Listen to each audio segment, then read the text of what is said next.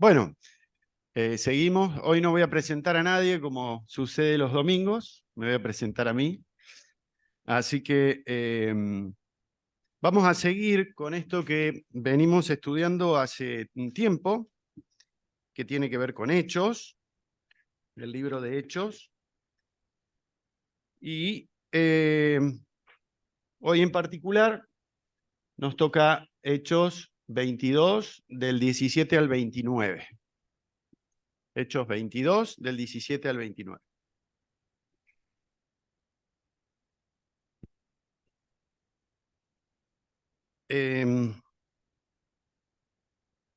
Y vamos a leerlo. Para leer el texto elegí, lo consulté con Ernesto primero, pero la verdad que me gustó eh, la nueva traducción viviente para leerlo. Así es, Ernesto, ¿no? ¿Está bien dicho? NTV, nueva traducción viviente. Bien. Ahí vamos. Dice: después de regresar a Jerusalén y mientras oraba en el templo, caí en un estado de éxtasis. Tuve una visión de Jesús, quien me decía: date prisa, sal de Jerusalén, porque la gente de aquí no aceptará tu testimonio acerca de mí. Pero Señor, argumenté, seguramente ellos saben que en cada sinagoga yo encarcelé y golpeé a los que creían en ti. Y estuve totalmente de acuerdo cuando mataron a tu testigo Esteban. Estuve allí, cuidando los abrigos que se quitaron cuando lo apedreaban. Pero el Señor me dijo: ve, porque yo te enviaré lejos a los gentiles. La multitud escuchó hasta que Pablo dijo esta palabra. Entonces, todos comenzaron a gritar: llévense a este tipo, no es digno de vivir. Gritaron arrojando sus abrigos y lanzaron puñados de polvo al aire. El comandante llevó a Pablo adentro y ordenó que lo azotaran con látigos para hacerlo confesar su delito. Quería averiguar por qué la multitud se había enfurecido. Cuando ataron a Pablo para azotarlo, Pablo le preguntó al oficial que estaba allí: ¿es legal que azoten a un ciudadano romano que todavía no ha sido juzgado? Cuando el oficial oyó esto, fue al comandante y le preguntó: ¿qué estás haciendo? Este hombre es un ciudadano romano. Entonces el comandante se acercó a Pablo y le preguntó: dime, ¿eres ciudadano romano? Sí, por supuesto que lo soy, respondió Pablo. Yo también lo soy, dijo el comandante, entre dientes, y me costó mucho dinero. Pablo respondió: pero yo soy ciudadano de nacimiento. Los soldados que estaban a punto de interrogar a Pablo se retiraron velozmente cuando se enteraron de que era ciudadano romano, y el comandante quedó asustado porque había ordenado que lo amarraran y lo azotaran. Hasta acá vamos a tratar de pensar un poco hoy. Y vamos a intentar ver 3 puntos. Y el primer punto tiene que ver con un contexto bastante más amplio para poder comprender el texto. Y tiene que ver con lo que vinimos viendo ya que estuvo Ernesto, Cecilia, Samuel, en este contexto del regreso de Pablo a Jerusalén, en estos pasajes que venimos viendo últimamente. Vamos con la primera. Ahí está. Traté de rescatar y ponerlo por escrito porque podemos leerlo las veces que no sea necesario. Dice: el tradicionalismo llevó a los judíos a rechazar la gran verdad implícita en su tradición. Esto es el Mesías Jesucristo.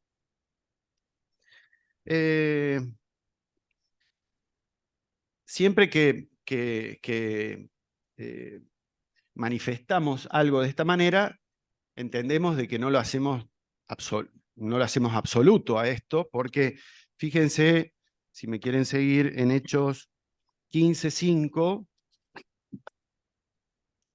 en Hechos 15:5 dice: pero algunos de la secta de los fariseos que habían creído se levantaron, diciendo: es necesario circuncidaron y mandarles que guarden la ley de Moisés.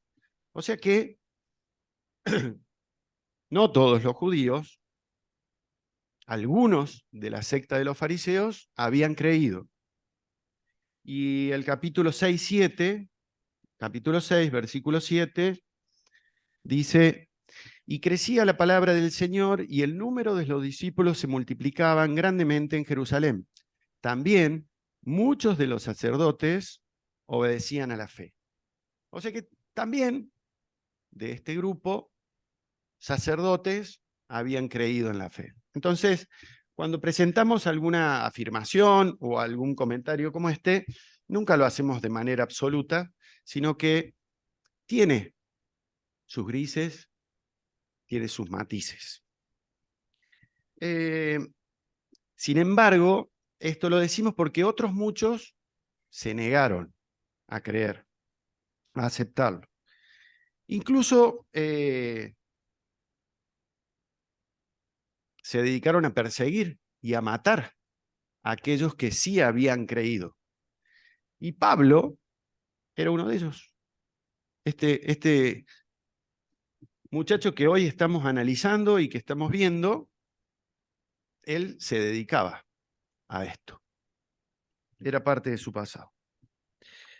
¿Qué quiero tratar de explicar con esto? Es que podamos tener la visión bien amplia de en qué circunstancias se está dando esto de que Pablo regresa a Jerusalén y este pasaje en particular que estamos viendo, que es él ya arrestado frente al pueblo judío, o sea que ahí adelante había aquellos sacerdotes que creyeron, aquellos fariseos que creyeron y aquellos también que no creyeron, de distintas localidades, de distintos lugares, porque en el entorno, en ese contexto en Jerusalén, en ese momento estaba pasando eso.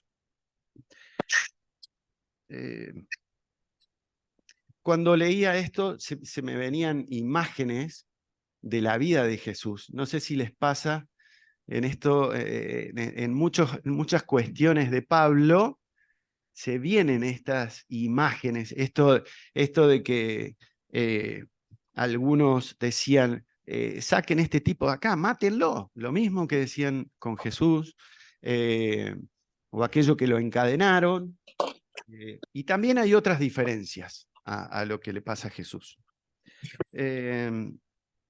La historia de la iglesia, para seguir con este contexto más amplio, la historia de la iglesia toma dos fundamentos, por eso hablamos de tradicionalismo y de tradición, toma dos fundamentos a lo largo de la historia y lo sigue tomando hoy, ¿sí? No estamos hablando solamente de este tiempo, y son el Evangelio, las Escrituras, ¿sí? Y la tradición. Esos dos son los fundamentos durante toda la historia de la iglesia. En este caso en particular, que estamos viendo acá, el Evangelio no estaba. Entonces era el Antiguo Testamento y el Jesús resucitado, nada más. O sea, Pablo lo que estaba discutiendo con las personas que estaban ahí era la resurrección de Jesús. No hablaba de qué tenemos que ser o cómo debemos ser, no estaban las cartas, no había nada. No estaba el libro de Hechos, estaban construyendo el libro de Hechos. Entonces es importante tener en este contexto esa mirada. Había una tradición muy fuerte, muy arraigada durante miles de años, y solamente a Jesús resucitado. Y un puñado que habían creído, de sacerdotes, de fariseos, y otros que no. La mayoría, imagino.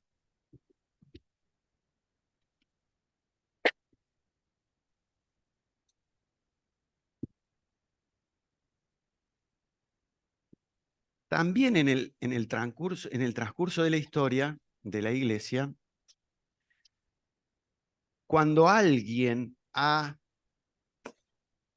través de su estudio de la palabra, a través de la reflexión, ha tirado una idea o ha propuesto alguna idea diferente, no sé si en contraposición, pero sí diferente a lo que dice la tradición o lo que decía la tradición, hasta ese momento se lo ha considerado como un hereje. El caso de Lutero es uno de los más claros, digamos, pero hay muchísimos. Lutero, cuando presenta su tesis dentro de la iglesia, lo quieren matar, lo tratan de hereje, su amigo su amigo simula un secuestro y se lo lleva para que no lo maten. Le pasó lo mismo. Eh, y creo que como estamos en la historia, no es que este domingo nos juntamos acá y nos aislamos de la historia y observamos la historia como meros observadores. Nosotros estamos en la historia. Y no hay forma de que podamos diferenciarnos de esto, porque nosotros también nos pasa eso. Y en este contexto, pasemos la siguiente, por favor. Me gustó esto como para terminar de darle un marco a esta idea del tradicionalismo, la tradición, y es que es posible que quienes respondan en obediencia a la luz, esto es, aquellos que han recibido algún mensaje del Señor a través de las Escrituras, de pasar tiempo con Él, experimenten la oposición de otros que se consideran custodios de la luz. ¿Se entiende un poco lo que quiere decir? Eh, es, eh, la verdad que me dejó pensando mucho, porque creo que es verdad. Creo que hay personas que se creen que las saben todas y que en ese marco de saberlas a todas se acomodan y defienden ese lugar, ¿sí? Y que nada que les pueda llegar a mover un poquito la estantería y que caiga una sola latita, les gusta. Y es como un escudo, ¿no? Y como les decía antes, no estamos ajenos. Nosotros acá en Villa Centenario no estamos ajenos a esto.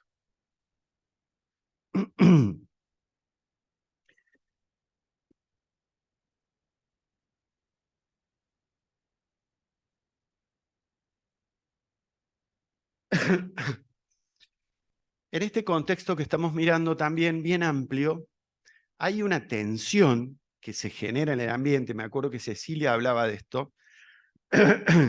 Hay una tensión tan fuerte en el ambiente que cualquier elemento extraño a las normas, a la tradición, lo descompensa.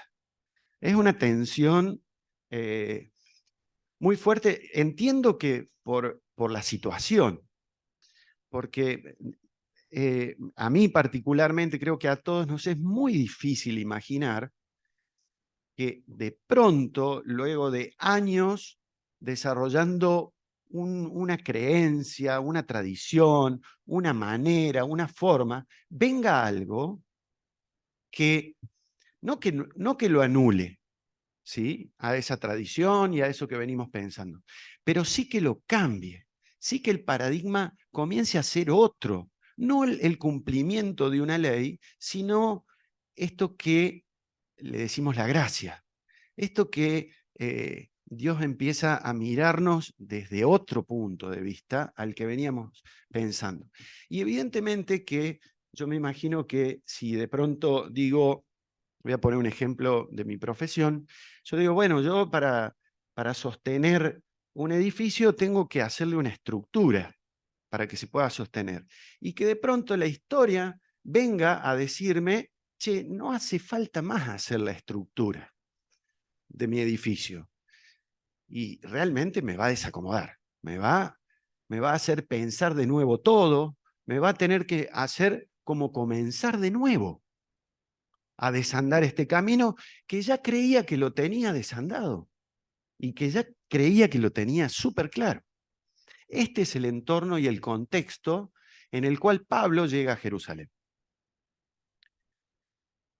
En este contexto también, y ante esta tensión, es que le piden a Pablo que se purifique.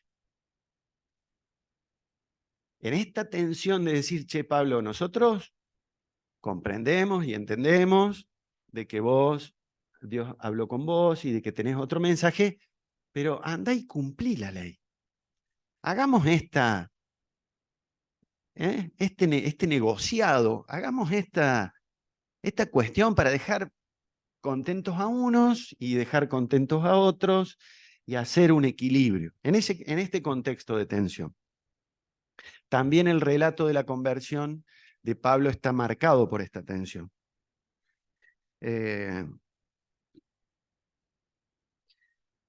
Nosotros también vivimos en tensión. Nosotros también hoy vivimos en tensión en el contexto en el que vivamos. La iglesia en general vive de tensión. Porque creo que es parte de entender objetivamente el misterio de la fe. Porque realmente esto es un misterio.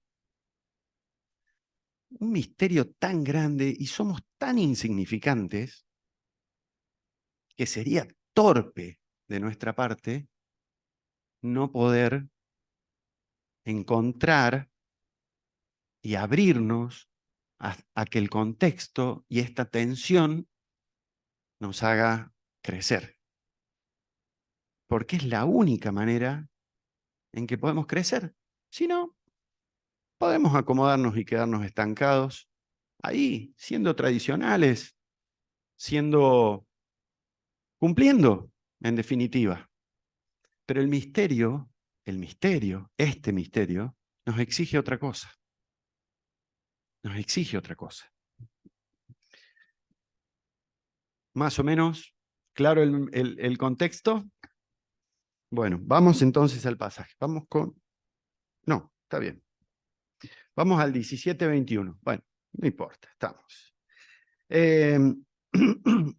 Ya en el pasaje del 17 al 21, que nos toca hoy, donde en la Reina Valera hay un subtítulo que dice Pablo es enviado a los gentiles. Acá también tenemos que entender un contexto más propio del personaje, una realidad de Pablo, y es que Pablo creía, no es que creía, Pablo estaba absolutamente convencido de que él era la persona indicada por su pasado, por su trasfondo, para llevarle el evangelio a los judíos. Él estaba convencido de esto. Él estaba convencido de esto. Pero esto no iba a ser así. Dios no entendía lo mismo de Pablo. Y se manifiesta, fíjense en el texto y de lo que hemos visto, de tres maneras. En el capítulo 9, 23, Hechos 9, versículo 23, dice, Pablo escapa de los judíos. Esta es la primera vez que nosotros tenemos, después de su conversión, inmediatamente después de su conversión, dice, pasados muchos días, los judíos resolvieron en consejo matarle. Pero sus acechanzas llegaron a conocimiento de Saulo, y ellos guardaban la puerta de día y de noche para matarle. Entonces, los discípulos, tomándole de noche, le bajaron por el muro, descolgándole en una canasta. Acá hay una primera intervención a esto que Pablo creía. Y fíjense que es a través de sus hermanos.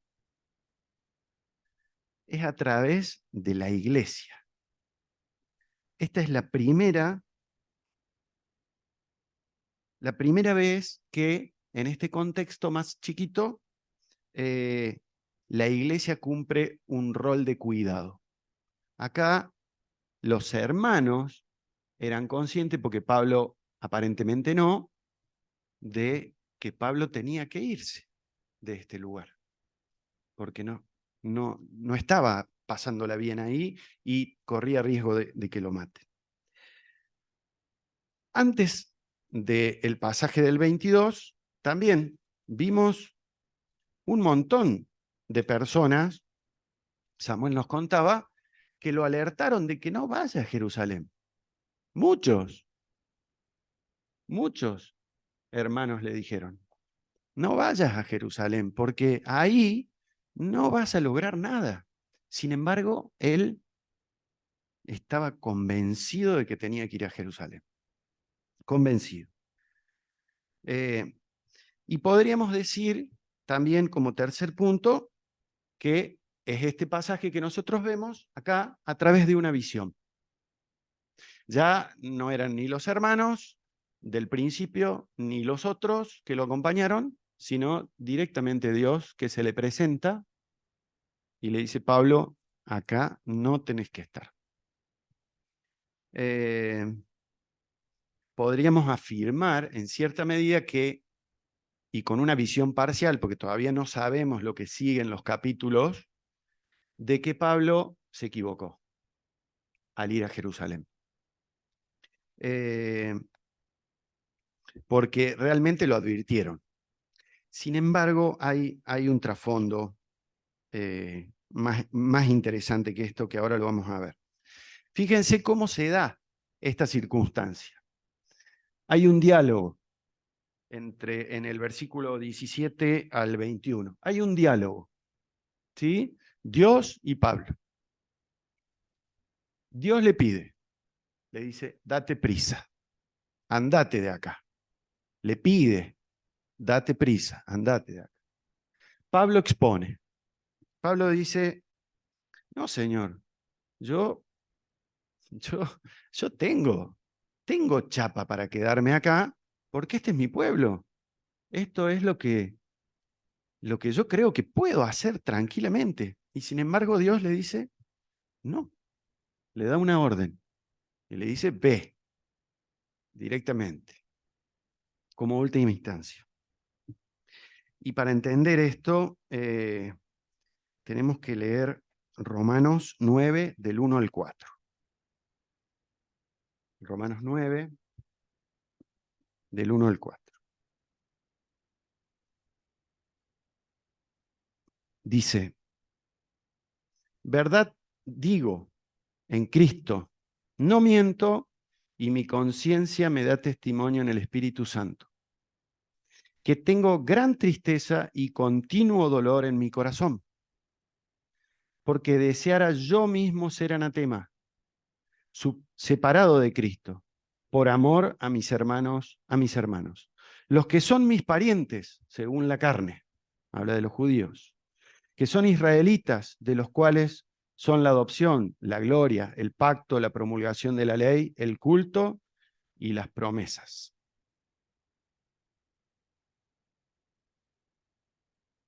Fíjense la carga emocional, la carga de responsabilidad que Pablo tenía hacia su pueblo. Le pesaba a su pueblo. Y es comprensible que si nosotros tenemos algún tipo de estas sensaciones y sentimientos, por más que nos digan no hagas esto, no hagas aquello, ahí vamos, ahí vamos. Pablo no era diferente a nosotros. Nosotros no somos diferentes a Pablo. Ahí vamos, porque tenemos una carga tan fuerte que muchas veces no alcanzamos a percibir este entorno. Y muchas veces no hacemos oído a lo que nos dicen algunos hermanos sino que seguimos en la misma postura. Y si Dios mismo nos habla, como hizo con Pablo, bueno, desistiremos, imagino.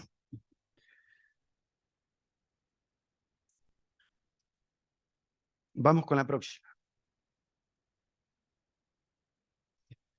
Y hasta este punto lo escucharon. Cuando Pablo hace su argumento, ahí en el versículo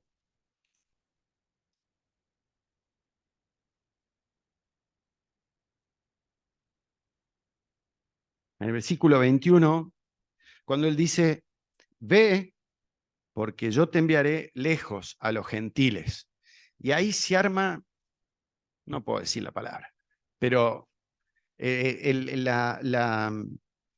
la manifestación de cómo se da, que dice, y le oyeron hasta esta palabra. Entonces, alzaron la voz, insultando, empezaban a gritar. Imagínense esta situación, ¿no? Agarraban tierra y la tiraban para arriba, revoleaban los sacos, la ropa. O sea, se armó un revuelo tremendo, ¿sí? Y Pablo estaba ahí en medio, y también estaban los que creyeron, y también estaban los otros.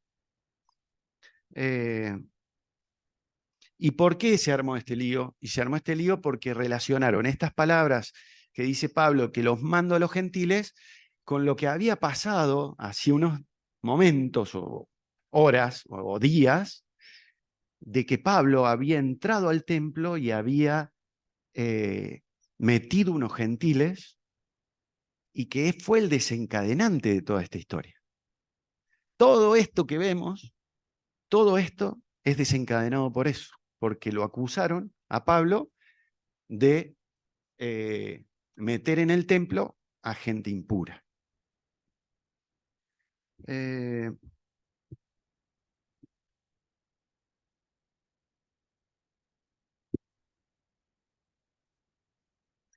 me preguntaba, en este punto me preguntaba, eh, ¿por qué Pablo está delante de los judíos? ¿Por qué le pide a quien lo llevaba encarcelado o encadenado en ese momento? ¿Por qué le pide hablar con los judíos? ¿Por qué se da vuelta y les empieza a explicar su conversión? ¿Por qué les explica la visión? ¿Para qué? ¿Qué necesitaba hacer Pablo? ¿Cuál era el objetivo final de Pablo dado vuelta ante eh, un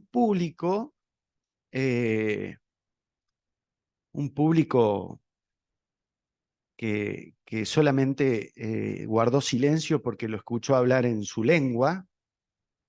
Eh, ¿Cuál era el objetivo de Pablo? La verdad que yo no me lo explico todavía. Tal vez con una mirada parcial, porque nos falta seguir estudiando de lo que queda de Hechos. Entonces tal vez lo descubramos más adelante. ¿Cuál fue? ¿Habrá sido orgullo? ¿Habrá sido esto de decir, che, no, pero les tengo que explicar porque no me entienden lo que está pasando?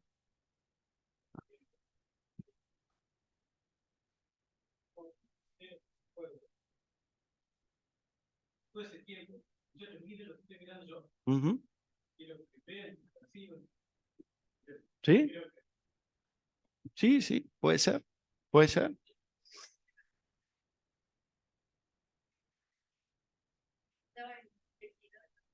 Sí, por eso es un misterio.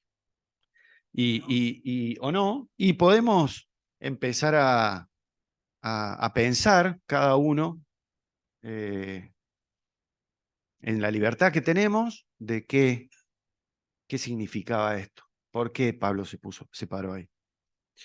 Eh, y vamos a algo más simple, que es la última parte, y que tiene que ver con que, bueno, esto de que Pablo se defiende en la última parte de lo que tenemos que ver, de lo que vamos a ver. Que es esta parte donde esta persona que lo lleva para ser azotado, que da la orden para que lo azoten, el objetivo del azote era poder averiguar, porque él realmente, como muchos otros de ahí, nosotros lo entendemos, como dice Lucas, porque tenemos el diario del lunes, ¿sí? En ese momento no estaba Romanos 9 del 1 al 4. ¿Está bien? Entonces, el tipo que estaba ahí, el que guardaba el orden, no entendió por qué. Entonces mandó que lo azoten y que lo castiguen, porque era el método que se usaba para que aquel que estaba acusado de algo confiese qué era lo que pasaba. Y cuando llega a este punto, es como si nosotros llegamos a el mercado común europeo. ¿Qué pasaporte presentan ustedes si llegamos a Europa? Bueno, ¿alguien presenta el pasaporte argentino? El que no lo tiene. Bueno, Pablo pela el pasaporte de la Comunidad Europea. Pablo pela el pasaporte de la Comunidad Europea. Pone la chapa y dice, no, para un poquito. Soy ciudadano romano. Y hay como una, si queremos mirarlo, podemos pensar de que hay como una contradicción. Fíjense lo que dice Pablo en el 21:13. Dice, entonces Pablo respondió, ¿qué hacen llorando y quebrantándome el corazón? Porque yo estoy dispuesto no solo a ser atado, más aún a morir en Jerusalén por el nombre del Señor Jesús. Y pareciera ser, si uno lo mira literalmente, de que hay una contradicción. Porque, che, pero, báncatela. Si ahí ya estás atado, bueno. Y sin embargo, no tiene que ver con esto. No hay ninguna contradicción en este punto. Porque Pablo, en muchos pasajes, y con el diario del lunes, sabemos de que Pablo tiene un Dios justo y él pregona esta justicia de Dios en todas sus cartas. Entonces, Pablo no estaba dispuesto a sufrir una injusticia. Podemos interpretarlo mal porque Pablo dice que él estaba dispuesto no solo a ser atado, sino a morir por Jesucristo. Pero eso no incluye una injusticia. Y Pablo defiende su posición ante lo que era una injusticia. Era castigar a un ciudadano romano sin haberlo juzgado. El ciudadano romano que era acusado sí podía ser castigado de esta forma, pero sin el juicio previo, no. Eh,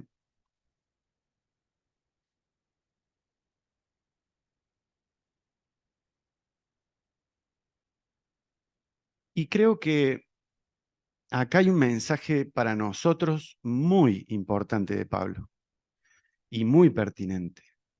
Me parece que no debemos eh, permitir las injusticias. Me parece que independientemente de que nos toque a nosotros, como en este caso a Pablo, debemos estar atentos a la injusticia. No podemos dejar pasar la injusticia por alto.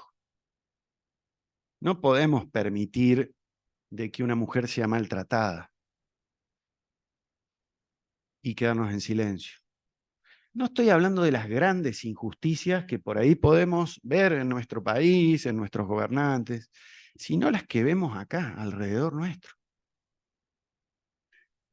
alrededor de cada casa nuestra, alrededor de nuestros amigos, en nuestro trabajo, en la explotación de las personas.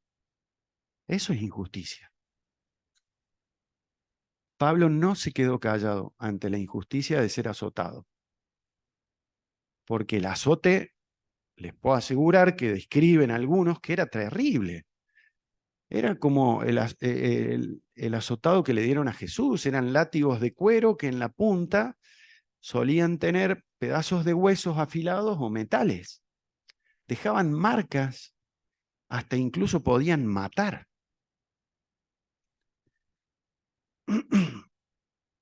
Y creo que Pablo nos enseña de que somos llamados a procurar la justicia, a no quedarnos callados, a exhibir nuestra chapa del mercado común europeo, si hace falta. Pero no podemos darle lugar a la injusticia, porque tenemos derechos que tenemos que hacer respetar. Y cerramos con las últimas tres como a modo de reflexión final. Dice que Dios nos permita a través de su palabra y de las vivencias que tenemos con Él, seguir descubriendo las verdades del Evangelio y no quedarnos en la custodia inmóvil de la tradición. Que estemos atentos a nuestras ambiciones personales a través de nuestros hermanos y de Dios mismo.